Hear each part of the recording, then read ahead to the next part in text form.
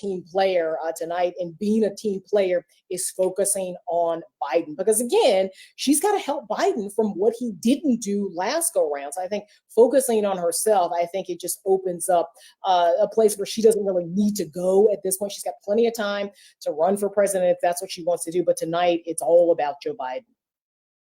Yeah, it's fascinating. Nia Malika Henderson, thank you. I know you have a busy and long night on the TV airwaves. So, folks, if you haven't got enough of Nia, trust me, she will be on CNN, on your air very, very soon and very much. Nia, thank you so much. I know you've got a busy night, so thanks for taking the time. All right. So we are about 30 seconds away, because these countdown clocks are literally foolproof. So we are about 30 seconds away from the debate.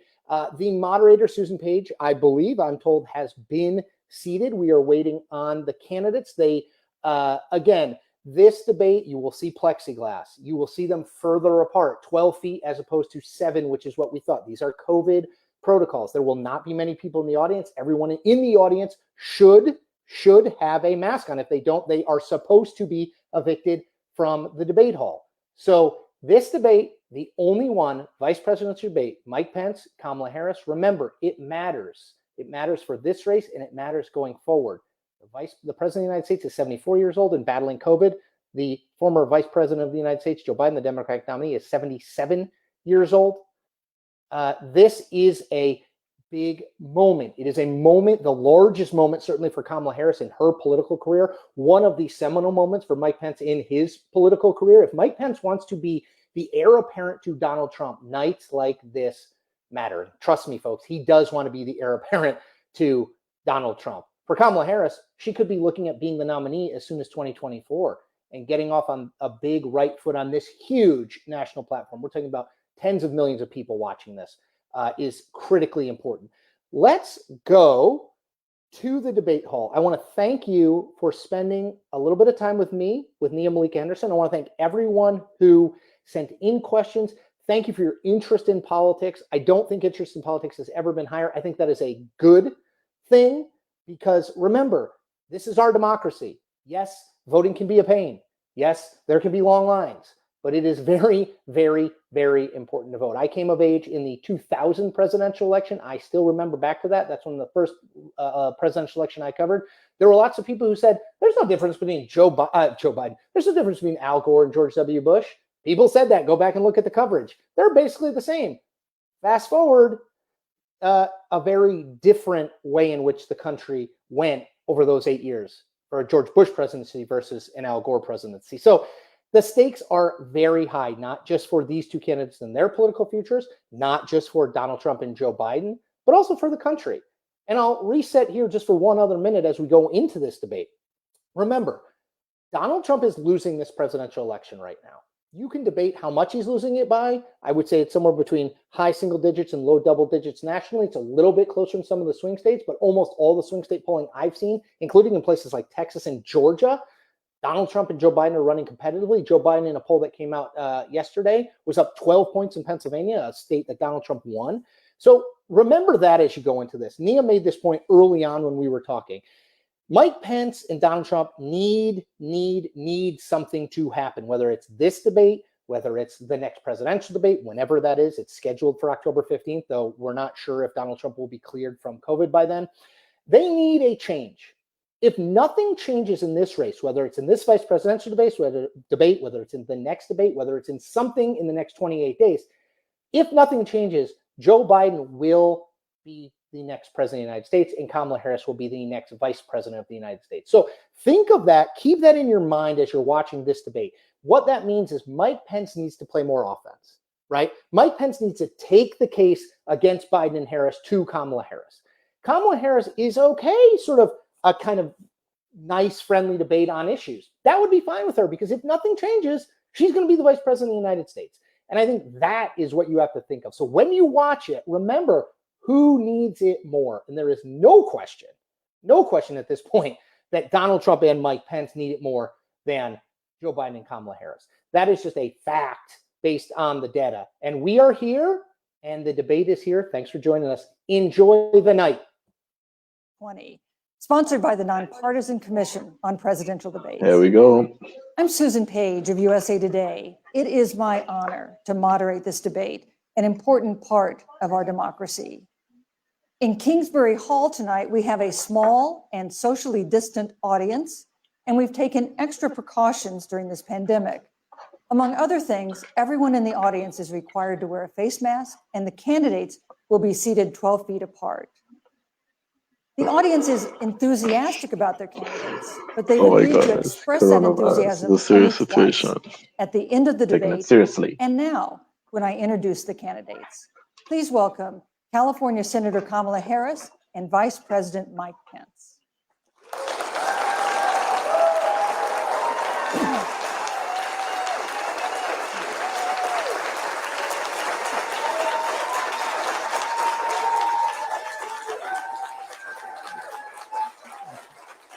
Thank you.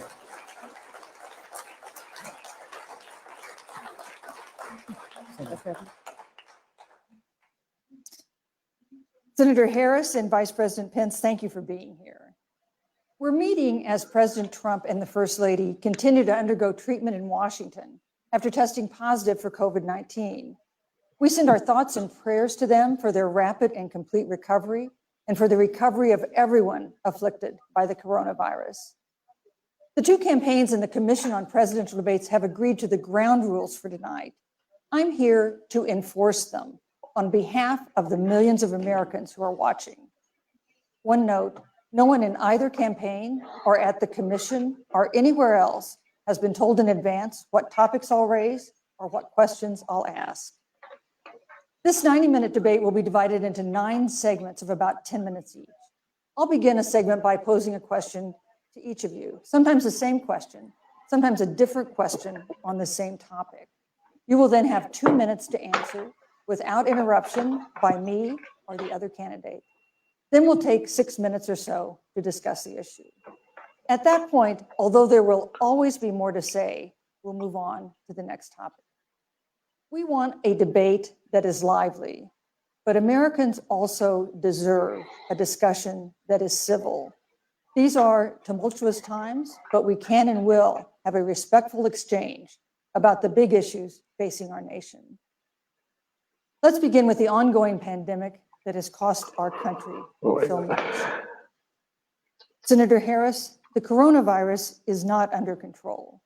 Over the past week, Johns Hopkins reports that 39 states have had more COVID cases over the past 7 days than in the week before. 9 states have set new records. Even if a vaccine is released soon, the next administration will face hard choices.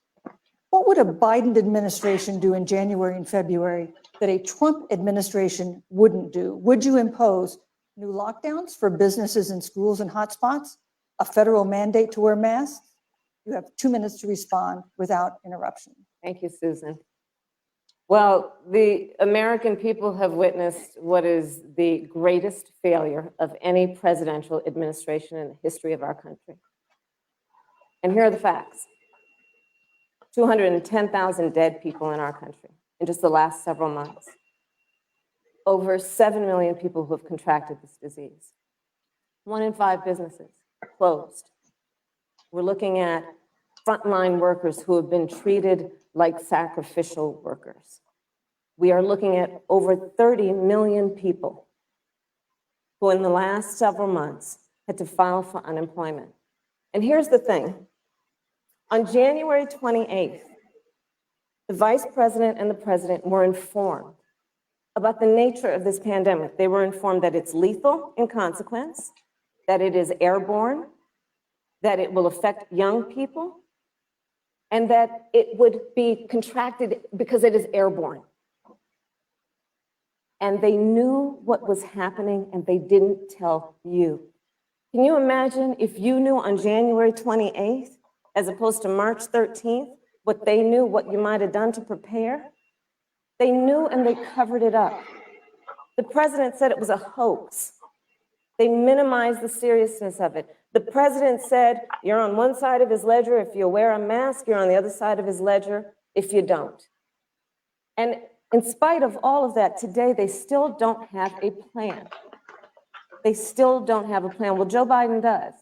And our plan is about what we need to do around a national strategy for contact tracing, for testing, for administration of the vaccine, and making sure that it will be free for all. That is the plan that Joe Biden has and that I have, knowing that we have to get a hold of what has been going on, and we need to save our country. And Joe Biden is the best leader to do that. And frankly, this administration has forfeited their right to reelection based on this. Thank you, Senator Harris. Vice President Pence, more than 210,000 Americans have died of COVID-19 since February. The U.S. death toll as a percentage of our population is higher than that of almost every other wealthy nation on earth. For instance, our death rate is 2.5 times that of Canada next door. You head the administration's coronavirus task force.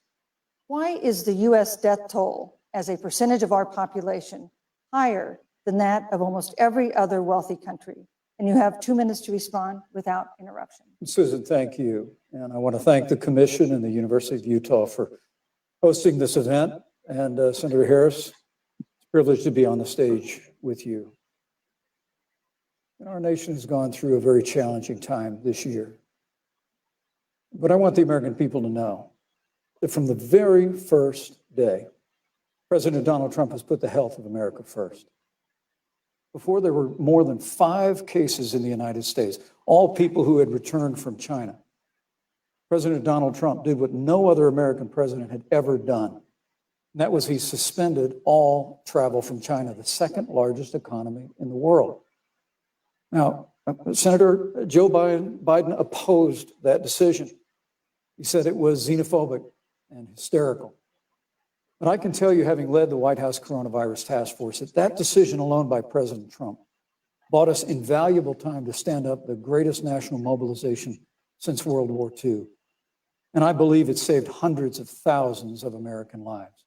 Because with that time, we were able to reinvent testing. More than 115 million tests have been done to date. We were able to see to the delivery of billions of supplies so our doctors and nurses had the resources and support they needed. And we began really before the month of February was out to develop a vaccine and to develop medicines and therapeutics that have been saving lives all along the way. And under President Trump's leadership, Operation Warp Speed, we believe we'll have literally tens of millions of doses of a vaccine before the end of this year. The reality is, when you look at the Biden plan, it reads an awful lot like what President Trump and I and our task force have been doing every step of the way. And quite frankly, when I look at their plan that talks about advancing testing, creating new PPE, developing a vaccine, it looks a little bit like plagiarism, which is something Joe Biden knows a little bit about. I think the American people know that this is a president who has put the health of America first, and the American people, I believe with my heart, can be proud of the sacrifices they have made. It's saved countless American lives. Senator Harris, would you like to respond? Absolutely. Whatever the vice president is claiming the administration has done, clearly it hasn't worked. When you're looking at over 210,000 dead bodies in our country, American lives that have been lost, families that are grieving that loss. And you know, the vice president is the head of the task force and knew on January 28th how serious this was. And then thanks to Bob Woodward, we learned that they knew about it. And then when that was exposed, the vice president said, when asked, well, why didn't y'all tell anybody? He said, because the president wanted people to remain calm. Well, let's get no, but Susan, this is important. Susan, I want to have add, to weigh in but Mr. Vice President, I'm speaking. I'm speaking. Oh, Yeah, you can So have I 15 more wanna- seconds, and then we'll give the vice president Thank a you. chance to So I respond. want to ask the American people, how calm were you when you were panicked about where you're going to get your next roll of toilet paper? How calm were you when your kids were sent home from school and you didn't know when they could go back? How calm Thank were you. you Thank when you, your Senator children Harris. couldn't see your parents because you were afraid they could kill them? Let's give Vice President Pence a chance to respond. Vice President Pence, you have 1 minute to You know, respond. there's not a day gone by that I haven't thought of every American family that's lost a loved one. And I want all of you to know that you'll always be in our hearts and in our prayers. But when you say what the American people have done over these last 8 months hasn't worked, that's a great disservice to the sacrifices the American people have made. I'm referring The to reality, the if I may finish, Senator, The reality is, Dr. Fauci said, everything that he told the president in the Oval Office, the president told the American people. Now, President Trump, I will tell you, has boundless confidence in the American people, and he always spoke with confidence that we'd get through this together. But when you say it hasn't worked, when Dr. Fauci and Dr. Birx and our medical experts came to us in the second week of March, they said if the president didn't take the unprecedented step of shutting down roughly half of the American economy, that we could lose 2.2 million Americans. That's the reality. Thank you. They also Thank you, said Vice to us, if we President did everything right, Susan, we could still lose more than 200,000 Americans. Vice Now, President one Pence. life lost is Thank too you. many, Susan. But the American people, I believe, deserve credit for the sacrifices that they have made, putting the Mike health of their Pence family is and their sounding neighbors really first. Our good right doctors, now. our nurses, our first Thank you, Vice responders. President. And And I'm Kamala going to does speak up on not behalf of what sound the like American people have done. Vice President Pence, you were in the authentic, in my front row opinion. in a Rose Garden event She doesn't 11 sound days like she ago. What seems genuinely to have been a cares super spreader about event for senior administration and congressional anybody officials. but No herself. social distancing, few masks, and now a cluster of coronavirus cases among those who were there. How can you expect Americans to follow the administration's safety guidelines to know. protect themselves from Turning me COVID off right now. when you at the White House have not been doing so? Well, the American people have demonstrated over the last 8 months that when given the facts, they're willing to put the health of their families and their neighbors and people they don't even know first. President Trump and I have great confidence in the American people and their ability to take that information and put it into practice. In the height of the epidemic, when we were losing a heartbreaking number of 2,500 Americans a day, we surged resources to New Jersey and New York and New Orleans and Detroit. We told the American people what needed to be done, and the American people made the sacrifices. When the outbreak in the Sun Belt happened this summer, again, Americans stepped forward. But the reality is the work of the President of the United States goes on. A vacancy on the Supreme Court of the United States has come upon us, and the President introduced Judge Amy Coney Yes, Barrett. thank you. Thank you, Vice But at President Pence. that, if I may say, that Rose Garden event, there's been a great deal of speculation about it. My wife Karen and I were there and honored to be there. Many of the people who were at that event, Susan, actually were tested Yes. for coronavirus. And it was an outdoor event, which all of our scientists regularly and routinely advise. The difference here is President Trump and I trust the American people to make choices in the best interest of their health. Joe Biden and Kamala Harris consistently talk about mandates, and not just mandates with the coronavirus, but a government takeover of health care. Thank you. Thank The you, Vice Green New President Pence. Deal, all government control. We're about freedom and respecting the freedom of the American people. Let's talk about respecting the American people. You respect the American people when you tell them the truth. You respect the American people when you have the courage Which we've to be a always leader, done. speaking of those things that you may not want people to hear, but they need to hear so they can protect themselves. But this administration stood on information that if you had as a parent, if you had as a worker knowing you didn't have enough money saved up, and now you're standing in a food line because of the ineptitude of an administration that was unwilling to speak the truth to the American people. So let's talk about caring about the American people. The American people have had to sacrifice far too much because of the incompetence of this administration. It is asking too much of the people. Susan, we talked No, about Vice It this. is asking too much of the people. Look- That they would not be equipped with the information they need to help themselves to protect Susan, their the parents president- and No, their I'm sorry. children. Kamala Harris, Senator Harris, I'm sorry. It's fine, I'm Kamala. No, you're Senator Harris to me. For life to get back to normal, Dr. Anthony Fauci and other experts say that most of the people who can be vaccinated need to be vaccinated. But half of Americans now say they wouldn't take a vaccine if it was released now. If the Trump administration approves a vaccine before or after the election, should Americans take it, and would you take it? If the public health professionals, if Dr. Fauci, if the doctors tell us that we should take it, I'll be the first in line to take it. Absolutely. But if Donald Trump tells us that we should take it, I'm not taking it. Vice President Pence, there have been a Oh my lot of God. repercussions from this pandemic. In recent days, the president's diagnosis of COVID-19 has underscored the importance of the job that you hold and that you are seeking. That's our second topic tonight. It's the role of the vice president. One of you will make history on January 20th. You will be the vice president to the oldest president the United States has ever had. Donald Trump will be 74 years old on Inauguration Day. Joe Biden will be 78 years old.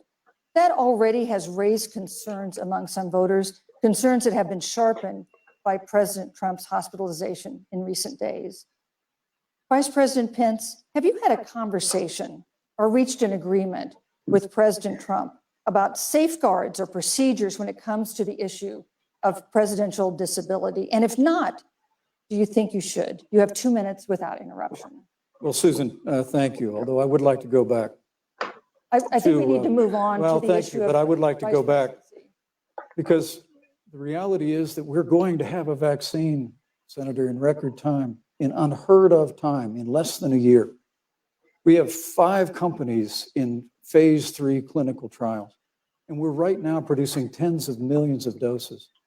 So the fact that you continue to undermine public confidence in a vaccine, if the vaccine emerges during the Trump administration, I think is unconscionable. And Senator, I just ask you, stop playing politics with people's lives. The reality is that we will have a vaccine, we believe, before the end Oh my of God, this year. it's shameless. We'll have the Completely. capacity to save countless American lives, and your continuous undermining of confidence in a vaccine is just, it's just unacceptable. And let me also say, you know, the reality is when you talk about failure in this administration, we actually do know what failure looks like in a pandemic. It was 2009. The swine flu arrived in the United States.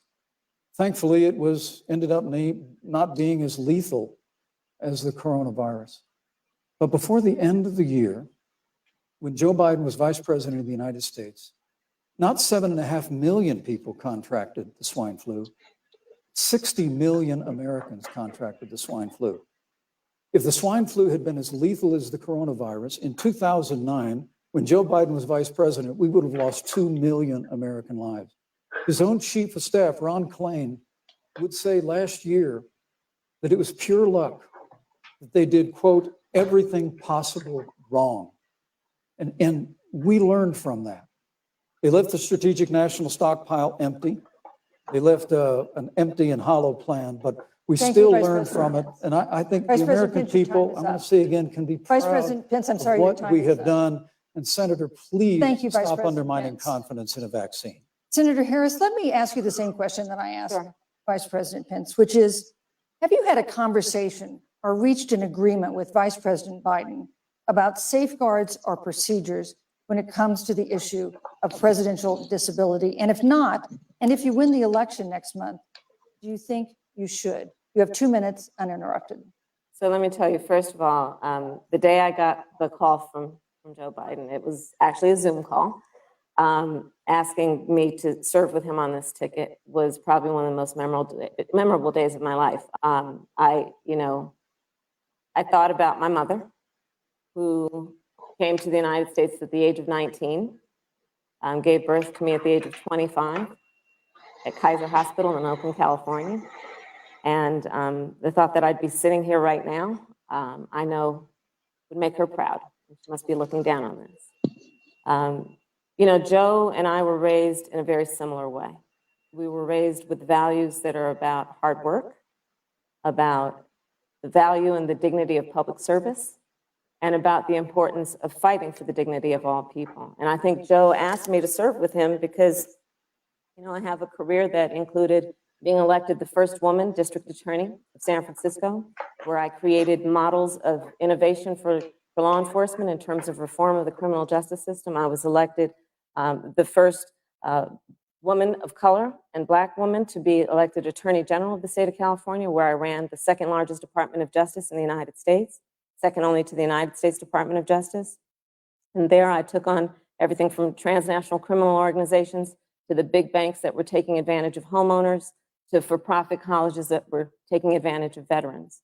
And then, of course, now I serve in the United States Senate as only the second Black woman ever elected to the United States Senate. I serve on the Senate Intelligence Committee, where I've been in regular receipt of classified information about threats to our nation and hotspots around the world. I've traveled the world. I've met with our soldiers in our in war zones.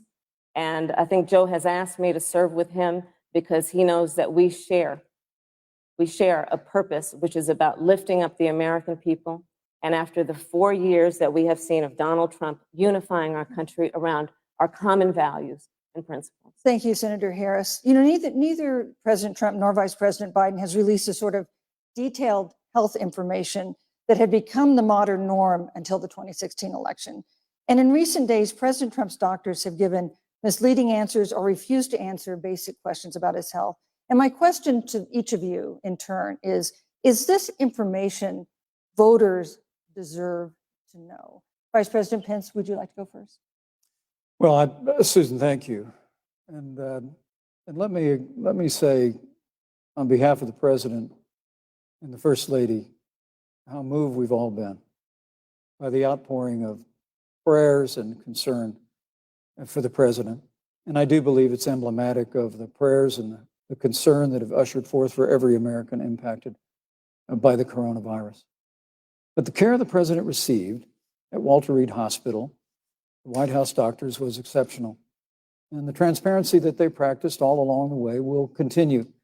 The American people have a right to know about the health and well-being of their president, and will continue to do that. But I'm just extremely grateful and was more than a little moved by the broad and bipartisan support. And Senator, I want to thank you and Joe Biden for your expressions of genuine concern. And I also want to congratulate you, as I did on that phone call, on the historic nature of your nomination. Thank you.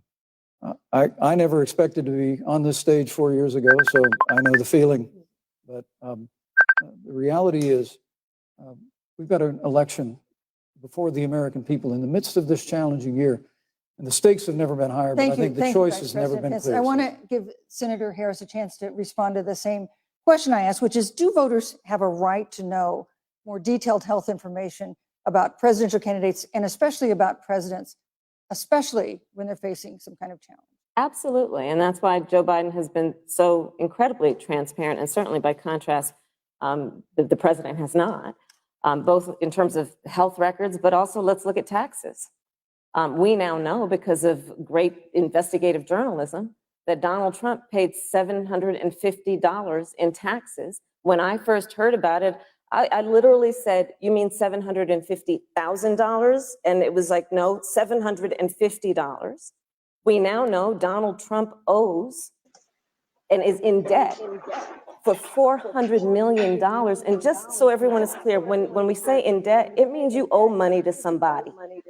And it'd be really good to know who the President of the United States, the Commander-in-Chief, owes money to, because the American people have a right to know what is influencing the president's decisions. And is he making those decisions on the best interest of the American people, of you, or self-interest? So, Susan, I'm glad you asked about transparency, because it has to be across the board. Joe has been incredibly transparent over many, many years.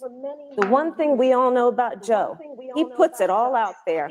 He is honest, he is forthright. But Donald Trump, on the other hand, has been about covering up everything. Thank you, Senator Harris. I want to give you a chance to respond, Vice President. Well, look, I respect the fact that Joe Biden spent 47 years in public life. I respect your public service as well. The American people have a president who's a businessman, a job creator, who's paid tens of millions of dollars in taxes, payroll taxes, property taxes. He's created tens of thousands of American jobs. The president said those public reports are not accurate. And the president's also released literally stacks of financial disclosures the American people can review just as the law allows. But the distinction here is that Joe Biden, 47 years in public service, compared to President Donald Trump, who brought all of that experience 4 years ago. Thank you, Vice And President. turned this economy around by cutting taxes, rolling back regulation, Thank you, unleashing Vice American President. energy, fighting for free and fair trade, and all of that's Thank you, on the Vice line President if Pence. Joe Biden and Kamala Harris. You know, that's a good White. segue into our third great topic, segue. which is about the economy. This has been another aspect of life for Americans that's been so affected by this coronavirus. We have a jobs crisis brewing. On Friday, we learned that the unemployment rate had declined to 7.9% in September, but the job growth had stalled, and that was before the latest round of layoffs and furloughs in the airline industry at Disney and elsewhere. Hundreds of thousands of discouraged workers have stopped looking for work. Nearly 11 million jobs that existed at the beginning of the year haven't been replaced. Those hardest hit include Latinos, Blacks, and women. Senator Harris, the Biden-Harris campaign has proposed new programs to boost the economy, and you would pay for that new spending by raising $4 trillion in taxes on wealthy individuals and corporations. Some economists warn that could curb entrepreneurial ventures that fuel growth and create jobs. Would raising taxes put the recovery at risk? And you have 2 minutes to answer uninterrupted. Thank you. On the issue of the economy, I think there couldn't be a more fundamental difference between Donald Trump and Joe Biden. Joe Biden believes you measure the health and the strength of America's economy based on the health and the strength of the American worker and the American family. On the other hand, you have Donald Trump, who measures the strength of the economy based on how rich people are doing, which is why he passed a tax bill benefiting the top 1% and the biggest corporations of America, leading to a $2 trillion deficit that the American people are going to have to pay for. On day one, Joe Biden will repeal that tax bill. He'll get rid of it. And what he'll do with the money is invest it in the American people. And through a plan that is about investing in infrastructure, something that Donald Trump said he would do. I remember hearing about some infrastructure week. I don't think it ever happened. But Joe Biden will do that. He'll invest in infrastructure. It's about upgrading our roads and bridges, but also investing in clean energy and renewable energy.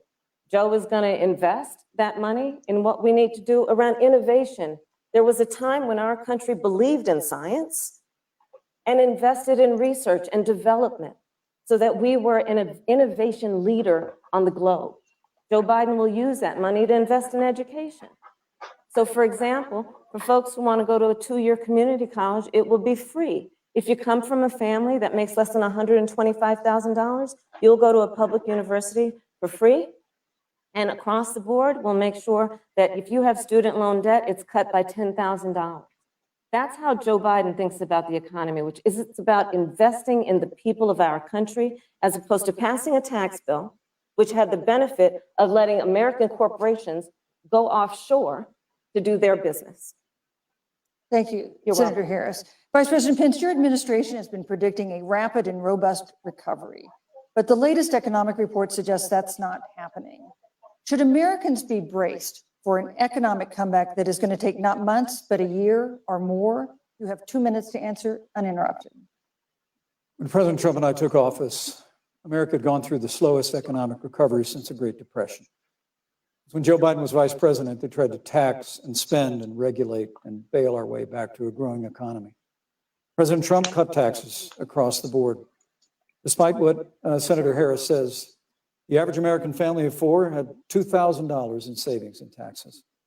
And with the rise in wages that occurred, most predominantly for blue-collar, hardworking Americans, the average household income for a family of 4 increased by $4,000 following President Trump's tax cuts. But America, you just heard Senator Harris tell you, on day one, Joe Biden's going to raise your taxes. It's really remarkable to think, Susan. I mean, right after a time where we're going through a pandemic that lost 22 million jobs at the height, we've already added back 11.6 million jobs because we had a president who cut taxes, rolled back regulation, unleashed American energy, fought for free and fair trade, and secured $4 trillion from the Congress of the United States to give direct payments to families, save 50 million jobs through the Paycheck Protection Program. We literally have spared no expense to help the American people and the American worker through this. Joe Biden and Kamala Harris want to raise taxes. They want to bury our economy under a $2 trillion Green New Deal, which you were one of the original co-sponsors of in the United States Senate. They want to abolish fossil fuels and ban fracking, which would cost hundreds of thousands of American jobs all across the heartland. And Joe Biden wants to go back to economic surrender to China, that when we took office, half of our international trade deficit was with China alone. Joe Biden wants to repeal all of the tariffs that President Trump put into effect to fight for American jobs and American workers. Joe Biden says democracy's on the ballot. Make no mistake about it, Susan. The American economy, the American comeback is on the ballot with 4 more years of growth Thank you. and opportunity, Thank you, 4 Vice more years of President Donald Trump. 2021 Thank is you, going Vice to be the President. biggest economic year in the history of this country. Thank you, Vice President Pence. Senator Harris. Well, I mean, I thought we saw enough of it in last week's debate, but I think this is supposed to be a debate based on fact and truth. And the truth and the fact is Joe Biden has been very clear. He will not raise taxes on anybody who makes less than $400,000 He said he's a going to year. repeal the Trump tax cut. Mr. Vice President, I'm speaking. Well, I'm speaking. be important if you said the truth. Joe Biden said twice in the debate last week that he's going to repeal the Trump tax cuts. That was tax cuts that gave the average Stop working family smiling, Kamala. $2,000 in a tax break every single year. That is, Senator, that is that's the math. absolutely not true. That is he tax only bill- cutting, is he only going to repeal part of the Trump tax cuts? If you don't mind letting me finish, we can then Please. have a conversation, okay? Please. Okay. Joe Biden will not raise taxes on anyone who makes less than $400,000 a year. He has been very clear about that. Joe Biden will not end fracking. He has been very clear about that. Joe Biden is the one who, during the Great Recession, was responsible for the Recovery Act that brought America back. And now the Trump-Pence administration wants to take credit when they rode the coattails of Joe Biden's success for the economy that they had at the beginning of their term. Of course, now the economy is a complete disaster. But Joe Biden, on the one hand, did that. On the other hand, you have Donald Trump, who has reigned over a recession that is being compared to the Great Depression. On the one hand, you have Joe Biden, who was responsible with President Barack Obama for the Affordable Care Act, which brought health care to over 20 million Americans and protected people with pre-existing conditions. And what it also did is it saved those families who otherwise were going bankrupt because of hospital bills they could not afford. On the other hand, you have Donald Trump, who's in court right now, trying to get rid of, Thank you, Senator trying to get rid of the Affordable Care Act, which means that you will lose protections if you have pre-existing conditions. And this is very important, Susan. Yes, and it's but we important. need to give Vice President. I'd just like, he interrupted me, and I'd like to just finish, please. If you have a pre-existing condition, heart disease, diabetes, breast cancer, they're coming for you. If you love someone who has a pre-existing condition, Thank you, they're Senator coming for Harris. you. If you are under the age of 26 on your parents' coverage, they're coming for you. Senator Harris, thank you. You're Let me welcome. give you a chance to respond. Well, I hope we have a chance to talk about health care because Obamacare was a disaster. The American people remember it well. President Trump and I have a plan to improve health care and to protect pre-existing conditions for every American. But look, Senator Harris, you're entitled to your own opinion, but you're not entitled to your own facts. You yourself said on multiple occasions when you were running for president that you would ban fracking.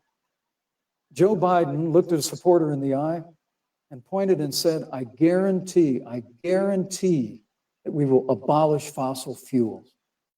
They have a $2 trillion version of the Green New Deal, Susan, that your newspaper, USA Today, said really wasn't that very different from the original Green New Deal. More taxes, more regulation, banning fracking, abolishing fossil fuel, crushing American energy, and economic surrender to China is a prescription for economic decline. President Trump and I will keep America growing. The V-shaped recovery that's underway right now will continue with 4 more years of President Donald Trump. Thank you very, very much, Vice President Pence. Once again, you've provided the perfect segue to a new topic, which is climate change. And Vice President Pence, I'd like to pose the first question to you. This year, we've seen record-setting hurricanes in the South. Another one, Hurricane Delta, is now threatening the Gulf. And we have seen record-setting wildfires in the West. Do you believe, as the scientific community has concluded, that man-made climate change has made wildfires bigger, hotter, and more deadly, and have made hurricanes wetter, slower, and more damaging? You have 2 minutes uninterrupted. Thank you, Susan. Well, first, I'm very proud of our record on the environment and on conservation. According to all of the best estimates, our air and land are cleaner than any time ever recorded. Our water is among the cleanest in the world. And just a little while ago, the president signed the Outdoors Act, it's the largest investment in our public lands and public parks in 100 years. So President Trump has made a commitment to conservation and to the environment. Now, with regard to climate change, the climate is changing. The issue is, what's the cause and what do we do about it? President Trump has made it clear that we're going to continue to listen to the science. Now, Joe Biden and Kamala Harris would put us back in the Paris Climate Accord. They'd impose the Green New Deal, which would crush American energy, would increase the energy costs of American families in their homes, and literally would crush American jobs. And President Trump and I believe that the progress that we have made in a cleaner environment has been happening precisely because we have a strong free market economy. You know, what's remarkable is the United States has reduced CO2 more than the countries that are still in the Paris Climate Accord, but we've done it through innovation, and we've done it through natural gas and fracking, which, Senator, the American people can go look at the record. I know Joe Biden says otherwise now, as you do, but the both of you repeatedly committed to abolishing fossil fuel and banning fracking. And so by creating the kind of American innovation, we're actually steering toward a stronger and better environment. With regard to wildfires, President Trump and I believe that forest management has to be front and center, and even Governor Gavin Newsom from your state has agreed we've got to work on forest management. And with regard to hurricanes, the National Oceanic Administration tells us that actually as difficult as they are, Thank you, Vice President. there are no more hurricanes today than Thank there you. were 100 years ago. Thank you. But many of the climate alarmists President Pence, use I'm sorry, your time is hurricanes up. and wildfires to try and Thank sell you, their Vice bill of President goods of Pence. a Green New Deal. And President Trump and I are going to always put Thank you, American Vice jobs and President American Pence. workers first. Senator Harris, as the Vice President mentioned, you co-sponsored the Green New Deal in Congress. But Vice President Biden said in last week's debate that he does not support the Green New Deal. But if you look at the Biden-Harris campaign website, it describes the Green New Deal as a crucial framework. What exactly would be the stance of a Biden-Harris administration toward the Green New Deal? You have 2 minutes uninterrupted. Sure. So first of all, I will repeat, and the American people know, that Joe Biden will not ban fracking. That is a fact. That is a fact. I will repeat that Joe Biden has been very clear that he thinks about growing jobs, which is why he will not increase taxes for anyone who makes less than $400,000 a year. Joe Biden's economic plan, Moody's, which is a reputable Wall Street firm, has said will create 7 million more jobs than Donald Trump's. And part of those jobs that will be created by Joe Biden are going to be about clean energy and renewable energy. Because you see, Joe understands that the west coast of our country is burning, including my home state of California. Joe sees what is happening on the Gulf states, which are being battered by storms. Joe has seen and talked with the farmers in Iowa, whose entire crops have been destroyed because of floods. And so Joe believes, again, in science. I'll tell you something, Susan. I served, when I first got to the Senate, on the committee that's responsible for the environment. Do you know this administration took the word science off the website and then took the phrase climate change off the website? We have seen a pattern with this administration, which is they don't believe in science. And Joe's plan is about saying we're going to deal with it, but we're also going to create jobs. Donald Trump, when asked about the wildfires in California, and the question was, you know, the science is telling us this, you know what Donald Trump said? Science doesn't know. So let's talk about who is prepared to lead our country over the course of the next 4 years on what is an existential threat to us as human beings. Joe is about saying we're going to invest that in renewable energy. It's going to be about the creation of millions of jobs. We will achieve net zero emissions by 2050, carbon neutral by 2035. Joe has a plan. This has been a lot of talk from the Trump administration, and really it has been to go backward instead of forward. We will also re-enter the climate agreement with pride. Senator Harris just said that climate change is an existential threat. Vice President Pence, do you believe that climate change poses an existential threat? As I said, Susan, the climate is changing. We'll follow the science. But Once again, Senator Harris is denying the fact that they're going to raise taxes on every American. Joe Biden said twice in the debate last week that on day one, he was going to repeal the Trump tax cuts. Those tax cuts delivered $2,000 in tax relief to the average family of four across America. And with regard to banning fracking, I just recommend that people look at the record. You yourself said repeatedly that you would ban fracking. You were the first Senate co-sponsor of the Green New Deal. And while Joe Biden denied the Green New Deal, Susan, thank you for pointing out the Green New Deal is on their campaign website. And as USA Today said, it's essentially the same plan as you co-sponsored with AOC when she submitted it in the Senate. And you just heard the senator say that she's going to resubmit America to the Paris Climate Accord. Look, the American people have always cherished our environment. We'll continue to cherish it. We've made great progress reducing CO2 emissions through American innovation and the development of natural gas through fracking. We don't need a massive $2 trillion Green New Deal that would impose all new mandates on American businesses and American families. Thank you. Joe Biden wants us to retrofit 4 million American business buildings. It makes no sense. It will cost jobs. President Trump is going to put America first. He's going to put jobs first, and we're going to take care of our environment and follow the science. Thank you, But, on the issue of jobs, Senator Harris. let's talk about that. The vice president earlier referred to, as part of what he thinks is an accomplishment, the president's trade war with China.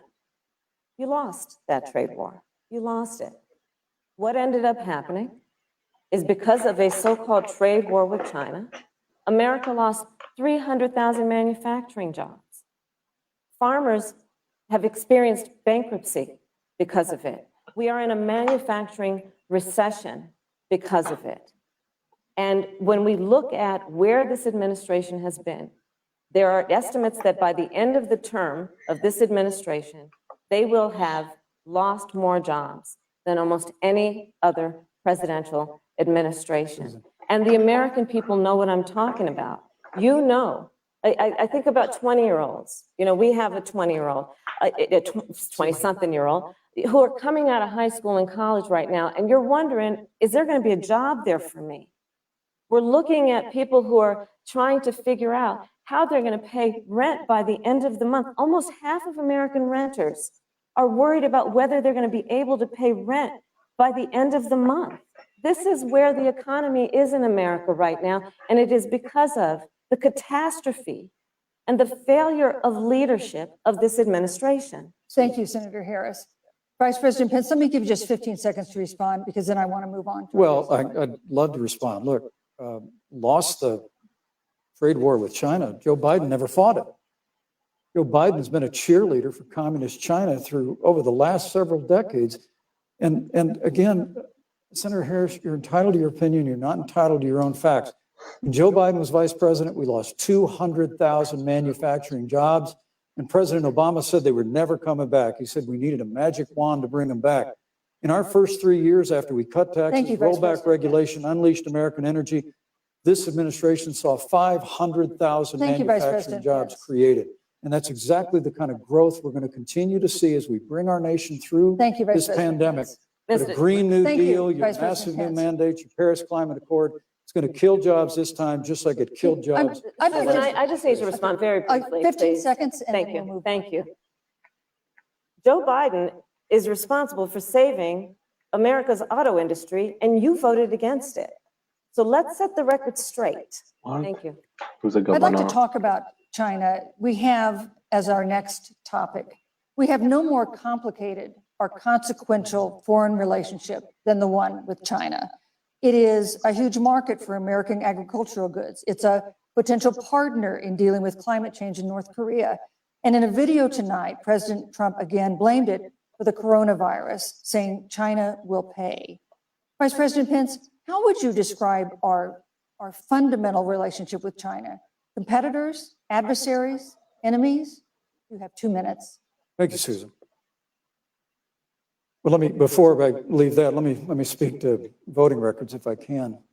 You know, everybody knows that NAFTA cost literally thousands of American factories to close. We saw automotive jobs go south of the border. President Trump fought to renegotiate NAFTA. And the United States-Mexico-Canada agreement is now the law of the land. American people deserve to know Senator Kamala Harris was one of only 10 members of the Senate to vote against the USMCA. It was a huge win for American auto workers. It was a huge win for American farmers, especially dairy in the upper Midwest. But Senator, you said it didn't go far enough on climate change, that you put your radical environmental agenda ahead of American auto workers and ahead of American jobs. The American people deserve to know that. Is probably why Newsweek magazine said that Kamala Harris was the most liberal member of the United States Senate in 2019, more liberal than Bernie Sanders, more liberal than any of the others in the United States Senate. So, calling with her a regard to China, socialist doesn't land Susan, first and at all. foremost, China is to blame for the coronavirus. And President Trump is not happy about it. He's made that very clear, made it clear again today. China and the World Health Organization did not play straight with the American people. They did not let our personnel into China to get information on the coronavirus until the middle of February. Fortunately, President Trump, in dealing with China from the outset of this administration, standing up to China that had been taking advantage of America for decades in the wake of Joe Biden's cheerleading for China, President Trump made that decision before the end of January to suspend all travel from China. And again, the American people deserve to know Joe Biden opposed President Trump's decision to suspend all travel from China. He said it was hysterical. He said it was Thank you, Vice President xenophobic. Pence. But President Trump has Vice President stood Pence, up your to time is China. up. We're going to continue to stand strong. Thank you, Vice President Pence. We want to improve the relationship, but we're going to level the playing field, and we're going to hold Vice President China Pence. accountable for what they did to America with the coronavirus. Thank you. Senator Harris, let me ask you the same question that I asked the Vice President. How would you describe our fundamental relationship with China? Are we competitors, adversaries, enemies? You'll have 2 minutes uninterrupted.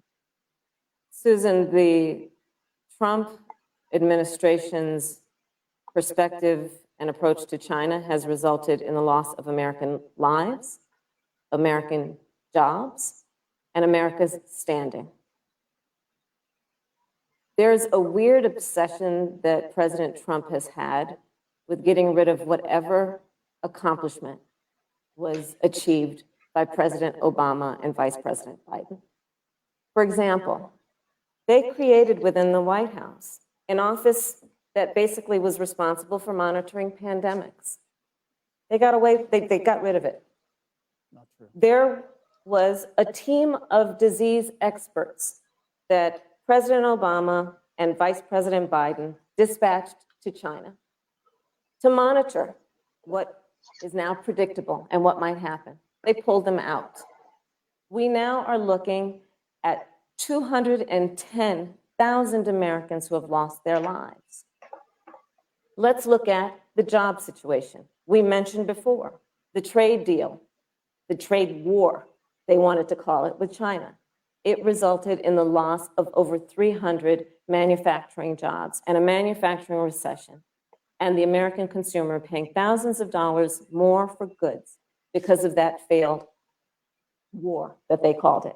Then let's talk about standing. Pew, a reputable research firm, has done an analysis that shows that leaders of all of our formerly allied countries have now decided that they hold in greater esteem and respect Xi Jinping, the head of the Chinese Communist Party, than they do Donald Trump, the President of the United States, the Commander-in-Chief of the United States. This is where we are today because of a failure of leadership by this administration.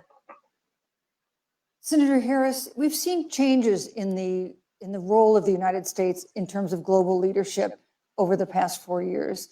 And of course, times do change. What's your definition? We've seen strains with China, of course, as the Vice President mentioned. We've seen strains with our traditional allies in NATO and elsewhere. What is your definition of the role of American leadership in 2020? So You know, Joe is, I love talking with Joe about a lot of these issues. And, you know, Joe, I think he said it quite well. He says, you know, foreign policy, it might sound complicated, but really it's relationships. So just think about it as relationships. And so we know this in our personal and professional relationships. You got to keep your word to your friends. You got to be loyal to your friends. People who've stood with you, got to stand with them. You got to know who your adversaries are and keep them in check. But what we have seen with Donald Trump is that he has betrayed our friends and embraced dictators around the world. Let's take, for example, Russia. So Russia, I serve on the Intelligence Committee of the United States Senate. America's intelligence community told us Russia interfered in the election of the President of the United States in 2016 and is playing in 2020. Christopher Wray, the director of the FBI, said the same.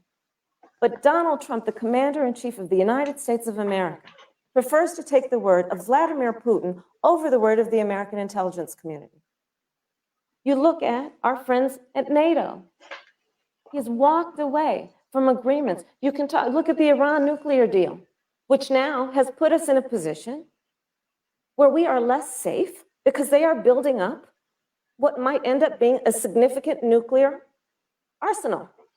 We were in that deal, guys. We were in the Iran nuclear deal with friends, with allies around the country. And because of Donald Trump's unilateral approach to foreign policy, coupled with his isolationism, he pulled us out and has made America less safe. So, Susan, it's about relationships. And the thing that has always been part of the strength of our nation, in addition to our great military, has been that we keep our word. But Donald Trump doesn't understand that because he doesn't understand what it means to be honest. Thank you, Senator Harris. Vice President Pence, let me give you a chance to respond. Well, thank you. Well, President Trump kept his word when we moved the American embassy to Jerusalem, the capital of the state of Israel. When Joe Biden was vice president, they promised to do that, and they never did. We've stood strong with our allies, but we've been demanding. NATO is now contributing more to our common defense than ever before, thanks to President Trump's leadership. We've strengthened our alliances across the Asia Pacific, and we've stood strong against those who would do us harm. You know, when President Trump came into office, ISIS had captured an area of the Middle East the size of Pennsylvania. But President Trump unleashed the American military, and our armed forces destroyed the ISIS caliphate and took down their leader, al-Baghdadi, without one American casualty. Al-Baghdadi was responsible for the death of thousands. But notably, America's hearts today are with the family of Kayla Mueller, the parents of which are here with us tonight in Salt Lake City. Today, two of the ISIS killers responsible for Kayla Mueller's murder were brought to justice in the United States. Jihadi John was killed on the battlefield along with the other beetle. The reality is that when Joe Biden was vice president, we had an opportunity to save Kayla Mueller. It breaks my heart to reflect on it, but the military came into the Oval Office, presented a plan. They said they knew where Kayla was. Baghdadi had held her for 18 months, abused her mercilessly before they killed her. But when Joe Biden was vice president, they hesitated for a month. And when armed forces finally went in, it was clear she'd been moved 2 days earlier. And her family says with a heart that broke the heart of every American that if President Donald Trump had been president, they believe Kayla would be alive today. Thank you, Vice Look, President. we destroyed the ISIS caliphate. And you talk about re-entering the Iran nuclear deal. I mean, the last administration transferred $1.8 billion to the leading state sponsor Thank you, Vice of President terrorism. Pence. President Donald Trump got us out of the deal. Thank you, Vice President Pence. And when Qasem Soleimani was traveling to Baghdad Thank you, to do Vice President harm Pence. to Americans, President Donald Trump took Thank you, him Vice out. President Pence. And America is safer. Our allies are safer. And the American people know President Donald Trump will never have Thank you, Vice President to take Pence. action. I would like to give I'd- Senator Harris a chance to respond, but not at such great length because, of course, there are other topics we want to talk But about. I would like equal time. Yes, Thank you. please go ahead. First of all, to the Mueller family, I know about your daughter's case, and I'm so sorry. I'm so sorry. What happened to her is awful. And it should have never happened. And I know Joe feels the same way. And I know that President Obama feels the same way. But you mentioned Soleimani. Let's start there. So after the strike on Soleimani, there was a counter strike on our troops in Iraq. And they suffered serious brain injuries. And do you know what Donald Trump dismissed them as? Headaches. And this is about a pattern of Donald Trump's, where he has referred to our men who are serving in our military as suckers and losers. Donald Trump, who went to Arlington Cemetery and stood above the graves of our fallen heroes and said, what's in it for them? Because, of course, he only thinks about what's in it for him. Let's take what he said about John McCain, a great American hero. And Donald Trump says he doesn't deserve to be called a hero because he was a prisoner of war. And this is very important when you want to talk about who is the current commander-in-chief and what they care about and what they don't care about. Public reporting that Russia had bounties on the heads of American soldiers. And you know what a bounty is? It's somebody puts a price on your head and they will pay it if you are killed. And Donald Trump had talked at least 6 times to Vladimir Putin and never brought up the subject. Joe Biden would never do that. Thank you. Joe Biden would, but Joe Biden would hold Russia to account for any threat to our nation's security or to our troops who are sacrificing their lives for the sake of our democracy and our safety. Thank you, Senator Harris. This is such an important issue, but we have other important issues as well. And Susan, I want to make respond sure to we have a chance I really have to talk about. respond to that. I'm Look, she has 15 seconds because Well, I got to we're have trying more to than keep. that. Look, Well, I'm sorry, Vice President, Look, but you've had more time than look, she's the- had the so far. slanders against President Donald Trump regarding men and women of our armed forces are absurd. I'm sorry, Vice My President son is Pence. a captain in the United Yes. States Marine Corps. My son-in-law is deployed in the United States Navy. I can assure all of you, with sons and daughters serving in our military, President Donald Trump not only respects but reveres all of those who serve in our armed forces, and any suggestion otherwise is ridiculous. But Let thank me you, also Vice say, President Pence. the Vice the President American Pence, people you know, deserve, Susan, Vice the President American Pence, people I deserve to didn't, know. Vice President that- Pence, I did not, excuse me, Susan, the I did American not people create deserve the to know rules for tonight. Joe Biden. Your and Trump- campaigns agreed to the rules for tonight's I- debate with the Commission on Presidential Debates. I'm here to enforce them, which involves moving from one topic to another, giving roughly equal time to both of you, Go right which is what I'm trying very hard to do. Go right ahead. So I want to go ahead and move to the next topic, which is an important one, as the last topic was, and that is the Supreme Court. On Monday, the Senate Judiciary Committee is scheduled to open hearings on Amy Coney Barrett's nomination to the Supreme Court. Senator Harris, you'll be there as a member of the committee. Her confirmation would cement the court's conservative majority and make it likely open to more abortion restrictions, even to overturning the landmark Roe v. Wade ruling. Access to abortion would then be up to the states. Vice President Pence, you're the former governor of Indiana. If Roe v. Wade is overturned, what would you want Indiana to do? Would you want your home state to ban all abortions? You have 2 minutes, uninterrupted. Well, thank you for the question, but I'll use a little bit of my time to respond to that very important issue before. The American people deserve to know Qasem Soleimani, the Iranian general, was responsible for the death of hundreds of American service members. When the opportunity came, we saw him headed to Baghdad to kill more Americans. President Trump didn't hesitate, and Qasem Soleimani is gone. But you deserve to know that Joe Biden and Kamala Harris actually criticized the decision to take out Qasem Soleimani. It's really inexplicable, but with regard to Joe Biden, it's explainable. Because history records that Joe Biden actually opposed the raid against Osama bin Laden. It's absolutely essential that we have a commander-in-chief who will not hesitate to act to protect American lives and to protect American service members, and that's what you have in President Donald Trump.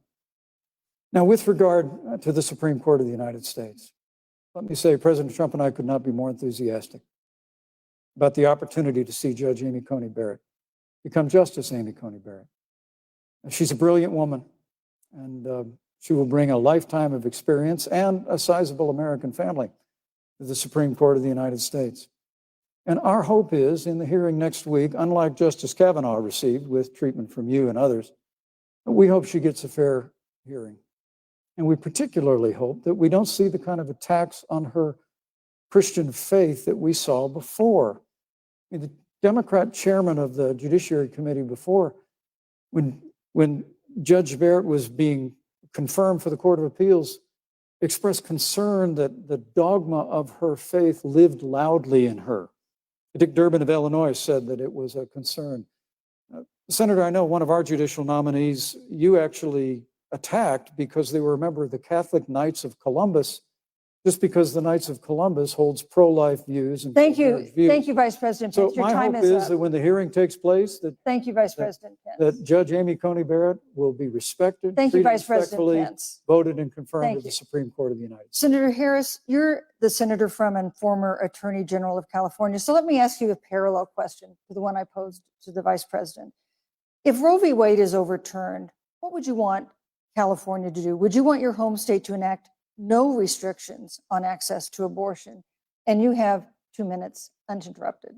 Thank you, Susan. First of all, Joe Biden and I are both people of faith, and it's insulting to suggest that we would knock anyone for their faith. And in fact, Joe, if elected, will be only the second practicing Catholic as president of the United States. On the issue of this nomination, Joe and I are very clear, as are the majority of the American people. We are 27 days before the decision about who will be the next president of the United States. And, you know, before, when this conversation has come up, you know, it's been about election year or election time. We're literally in an election. Over 4 million people have voted. People are in the process of voting right now. And so Joe has been very clear, as the American people are.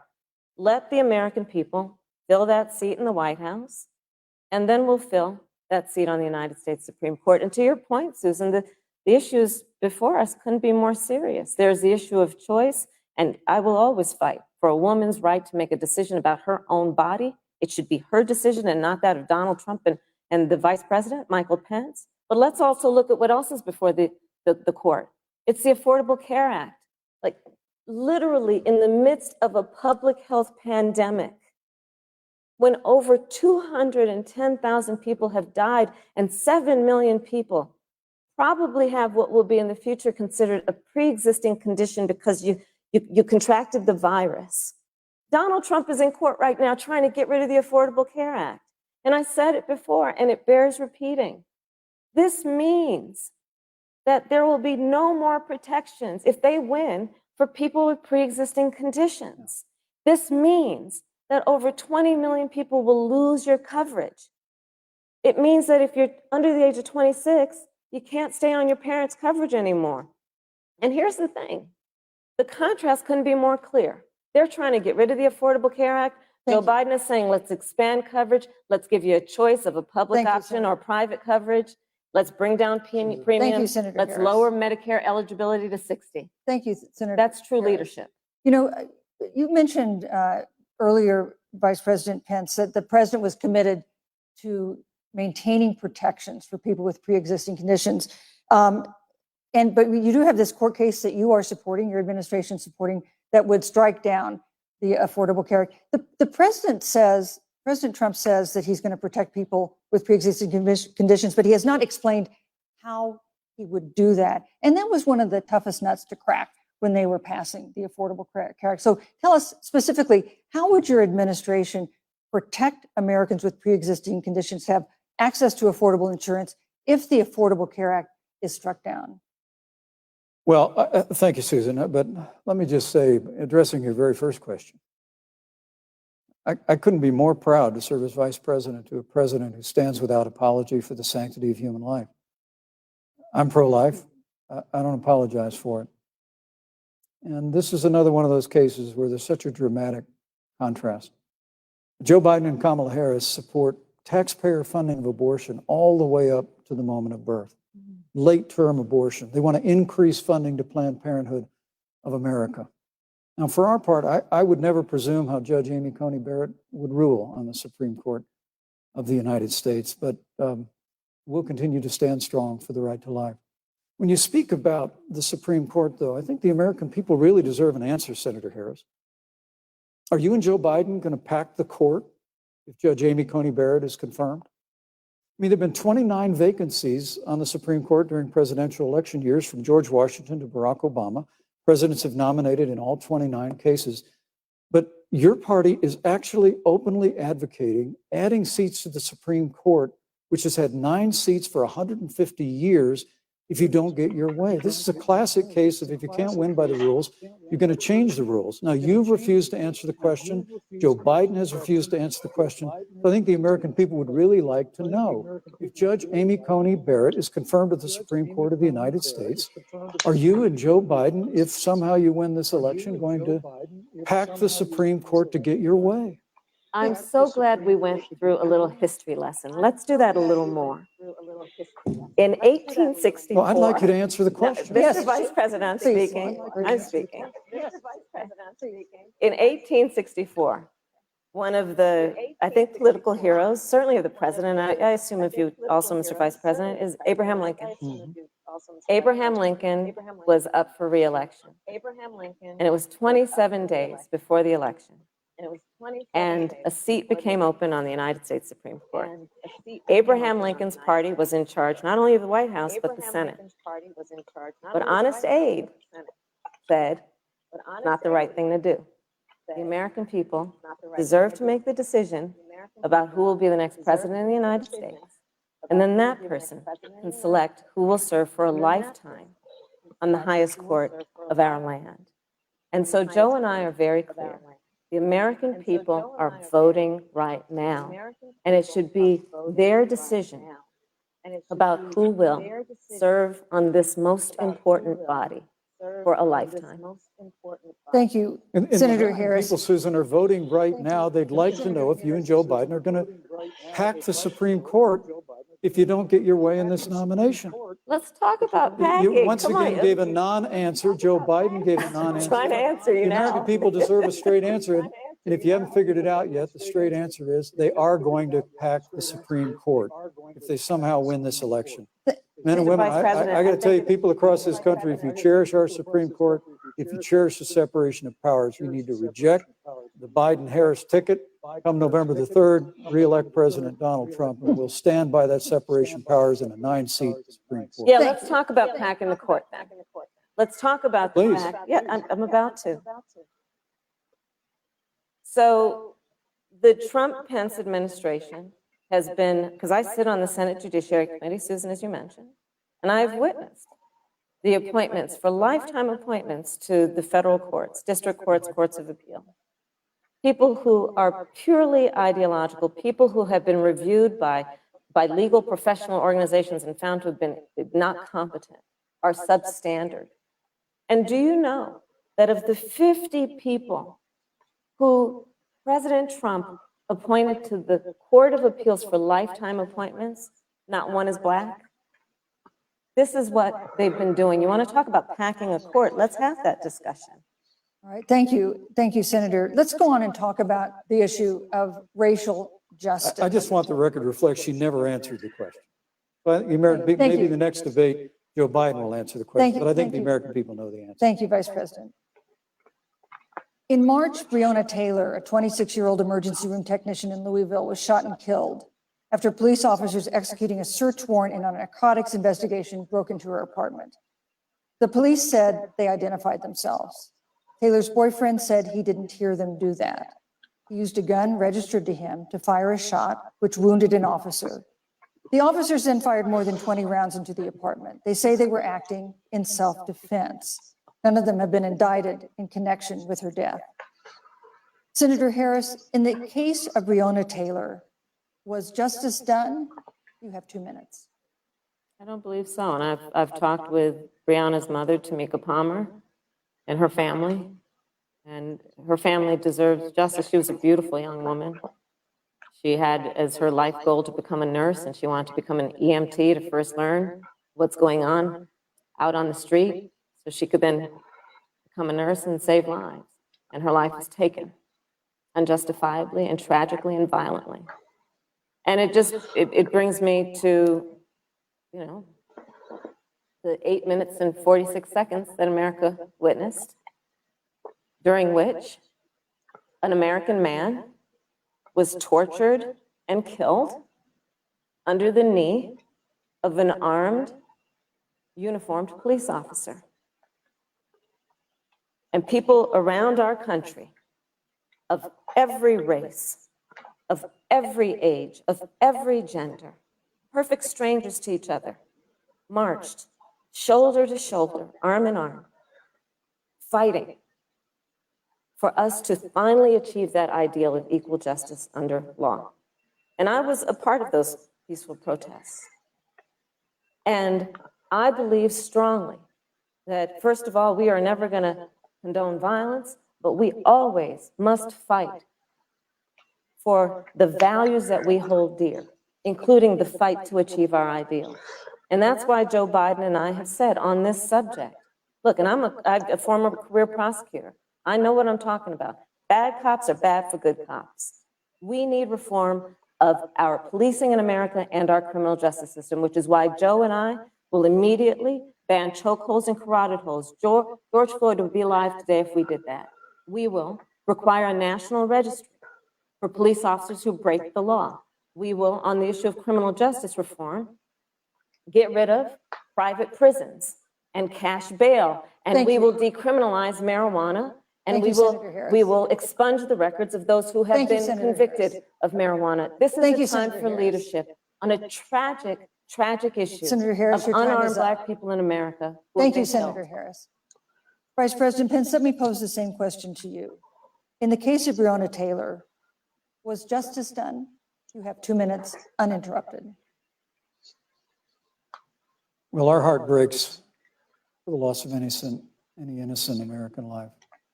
And the family of Breonna Taylor has our sympathies. But I trust our justice system, a grand jury that refused the evidence. And it really is remarkable that as a former prosecutor, you would assume that an impaneled grand jury looking at all the evidence got it wrong. But you're entitled to your opinion, Senator. I think, look, with regard to George Floyd, there's no excuse for what happened to George Floyd. Justice will be served. But there's also no excuse for the rioting and looting that followed. I mean, it really is astonishing. Flora Westbrook is with us here tonight in Salt Lake City. Just a few weeks ago, I stood at what used to be her salon. It was burned to the ground by rioters and looters. And Flora is still trying to put her life back together. And I must tell you, this presumption that you hear consistently from Joe Biden and Kamala Harris, that America is systemically racist, and that, as Joe Biden said, that he believes that law enforcement has an implicit bias against minorities, is a great insult to the men and women who serve in law enforcement. And I want everyone to know who puts on the uniform of law enforcement every day, that President Trump and I stand with you.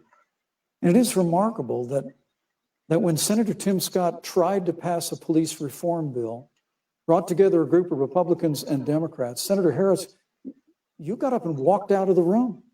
And then you filibustered Senator Tim Scott's bill on the Senate floor that would have provided new accountability, new resources.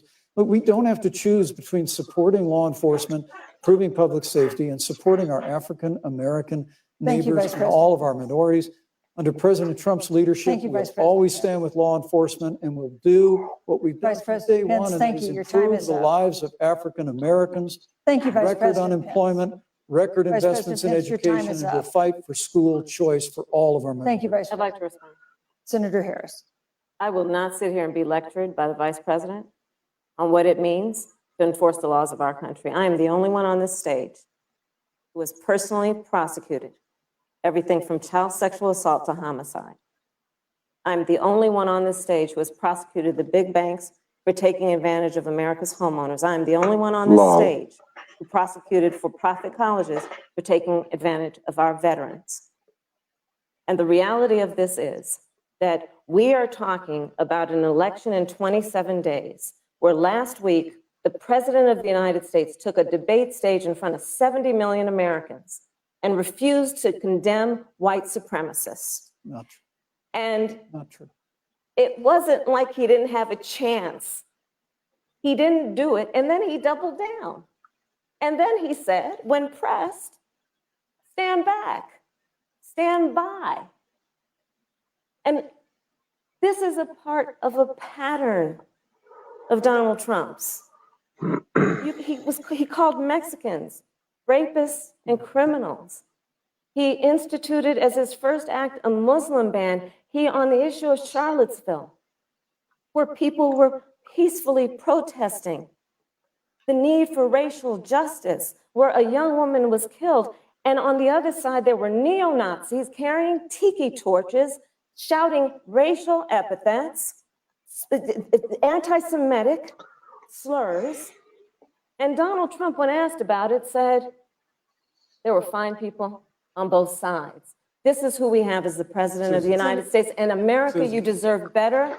Joe Biden will be a president who brings our country together Oh my God. and recognizes the beauty in our diversity and the fact that we Senator all Harris, have thank so you. much more in common than what separates us. Vice President Pence, let me give you a minute to respond. Thank you, Susan. I appreciate that very much. You know, I think this is one of the things that makes people dislike the media so much in this country, Susan, is that you selectively edit, just like Senator Harris did, comments that President Trump and I and others on our side of the aisle make. I mean, Senator Harris conveniently omitted, after the president made comments about people on either side of the debate over monuments, he condemned the KKK, neo-Nazis, and white supremacists, and has done so repeatedly. You're concerned that he doesn't condemn neo-Nazis. President Trump has Jewish grandchildren. His daughter and son-in-law are Jewish. This is a president who respects and cherishes all of the American people. But you talk about having personally prosecuted. I'm glad you brought up your record, Senator. Thank you. But I really need to make this point. When you were DA in San Francisco, when you left office, African Americans were 19 times more likely to be prosecuted for minor drug offenses than whites and Hispanics. When you were Attorney General of California, Thank you, you Vice President. increased the disproportionate incarceration of Thank blacks you. in California. Yeah. You did nothing on criminal justice reform in California. You didn't lift a finger Thank to you. pass the First Step Back on Capitol Hill. I mean, the reality is your record Thank speaks you, for Vice itself. President President Pence. Trump and I have fought for criminal justice reform. Thank you, Vice President We fought for Pence. educational choice and opportunities for African Americans, all of our Thank you, minorities. sir. And we'll do it for 4 more Thank you. years. You know, there is no more important issue than the final issue that we're going to talk about tonight, and that is the issue of the election But itself. Susan, he attacked my record. I would like an opportunity to respond. Let me give you 30 seconds because we're running out of I time. appreciate that. First of all, having served as the Attorney General of the state of California, the work that I did is a model of what our nation needs to do, and we will be able to do under a Joe Biden presidency. Our agenda includes what this administration has failed to do.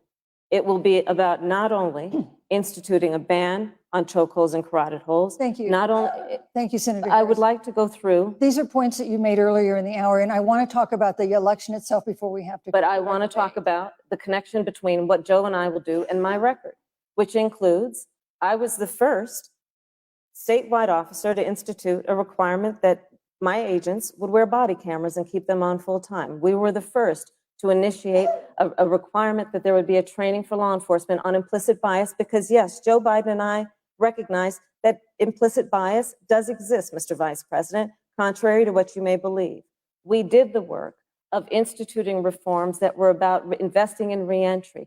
This is the work that we have done and the work we will do going forward. And again, I will not be lectured by the Vice President on our record of what we have done in terms of law enforcement and keeping our communities safe, and a commitment to reforming the criminal justice system of America. Thank you, Senator Harris. And I'd like to pose I'd like you to respond first to the question on our final topic, the election itself.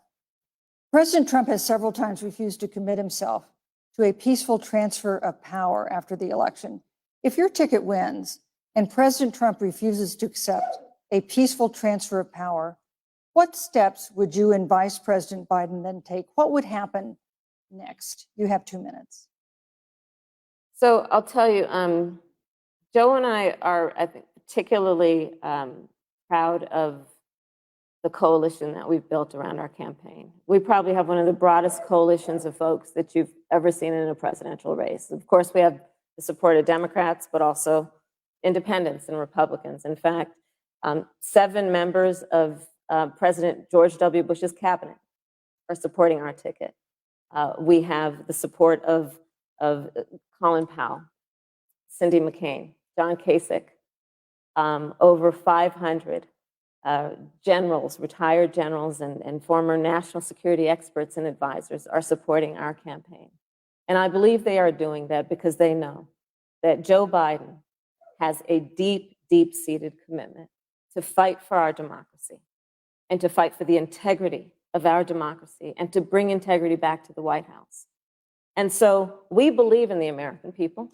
We believe in our democracy. And here's what I'd like to say to everybody. Vote. Please vote. Vote early. Come up with a plan to vote. Go to iwillvote.com. You can also go to joebiden.com.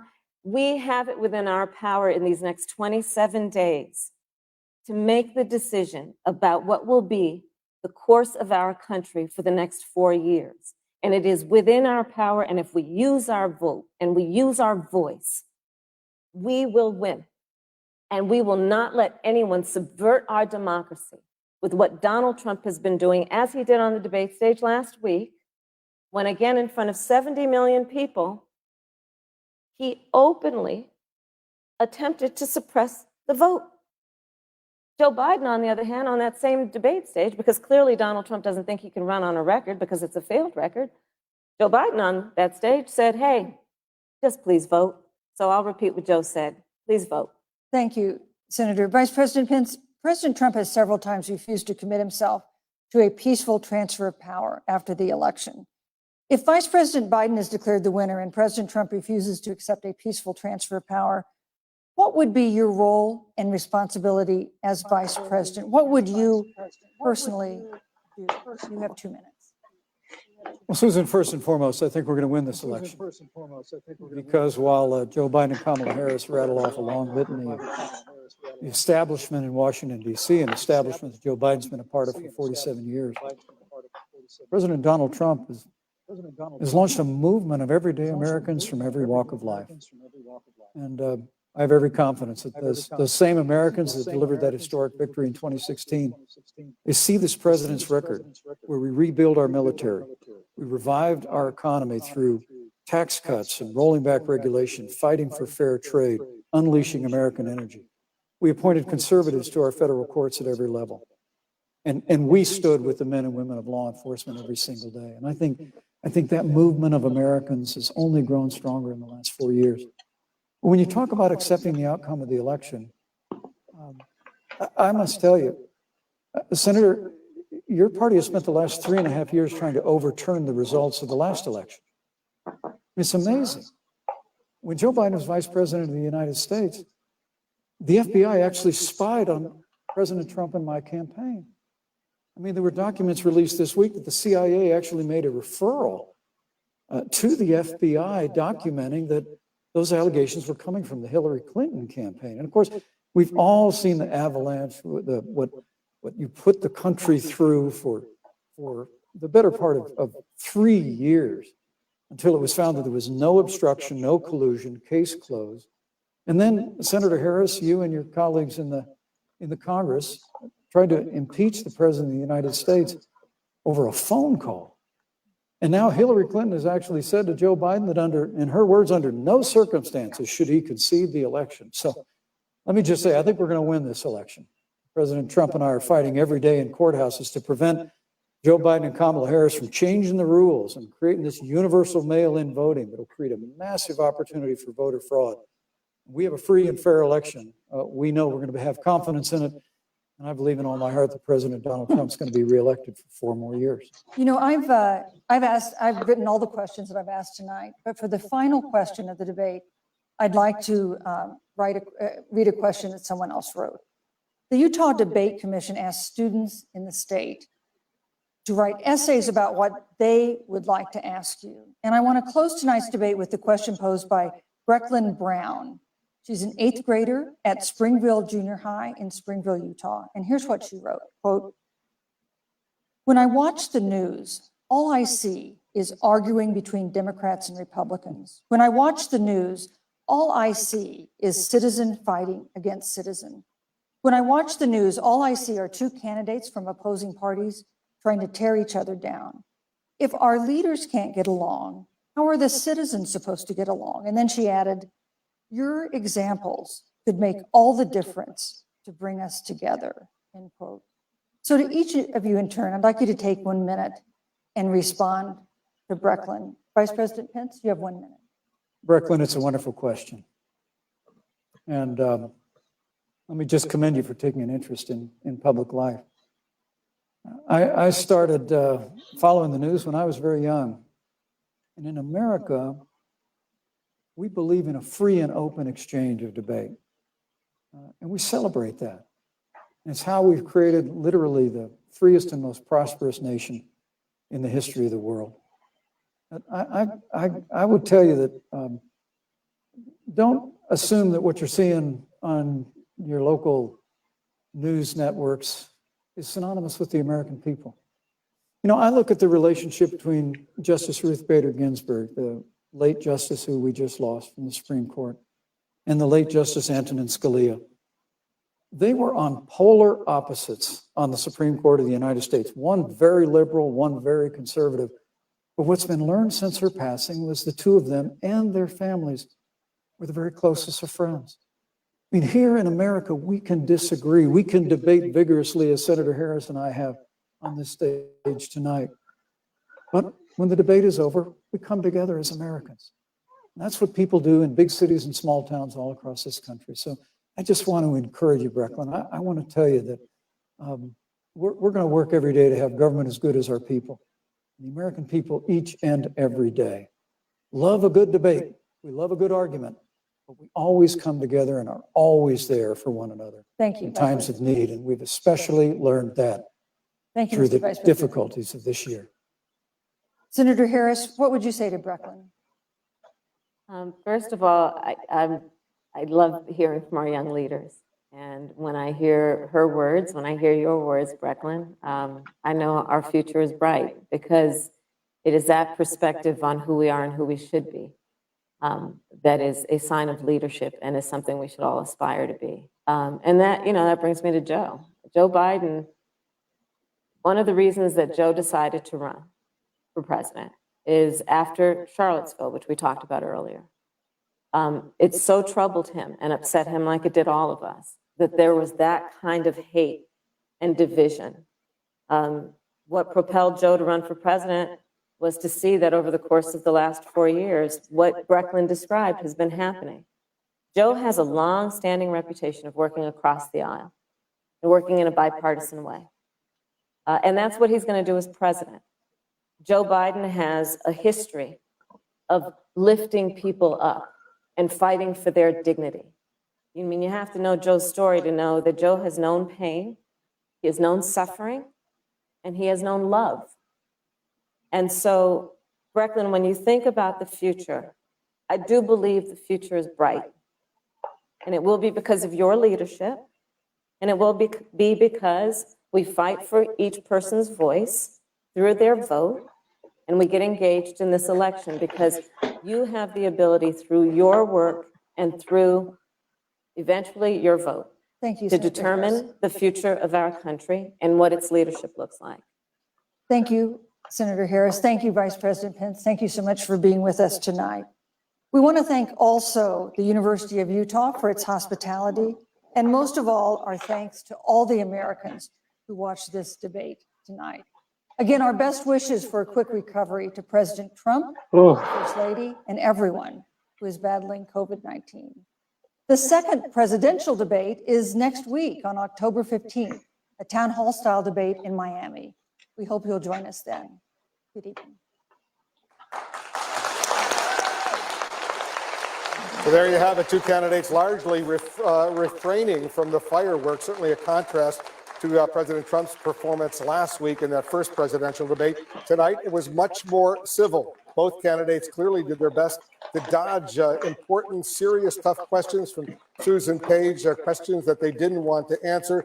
She asked a very good question, Susan Page, I must point out. And Mike Pence, in the process, also learned that it's nearly impossible to put a positive spin on the administration's record when it comes to coronavirus, with more than 210,000 Americans dead. She scored some points when she said these words: the greatest failure of a presidential administration in the history of our country. The candidates, their spouses, they're on the stage right there. We'll continue to watch. In the meantime, let's check in with Jay. Thanks, Wolf. I have to say, Mike Pence won this debate, in my opinion. Kamala Harris comes across as unauthentic. with somebody who's a little unhinged. Both candidates got in. I was worried Mike Pence might come across as a bit haughty and pastor-like, but he didn't. Obviously, I thought Vice President Pence going after That's it. Biden's record and